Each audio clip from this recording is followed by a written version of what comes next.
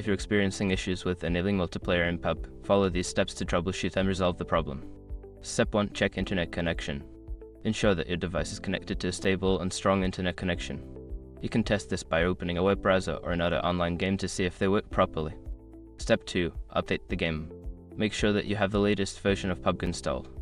Go to your device's App Store or Game Launcher, check for updates, and install any available updates for the game. Step 3. Restart the game. Close the PUBG application completely and restart it. This can help refresh the game and resolve any temporary glitches that might be affecting multiplayer functionality. Step 4. Check server status.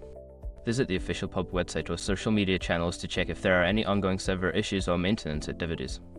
If the servers are down, you may need to wait until they are back online. Step 5. Adjust network settings.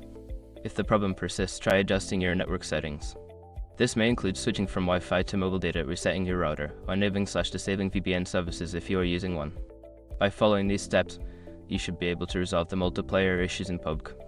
If problems continue, consider reaching out to customer support for further assistance.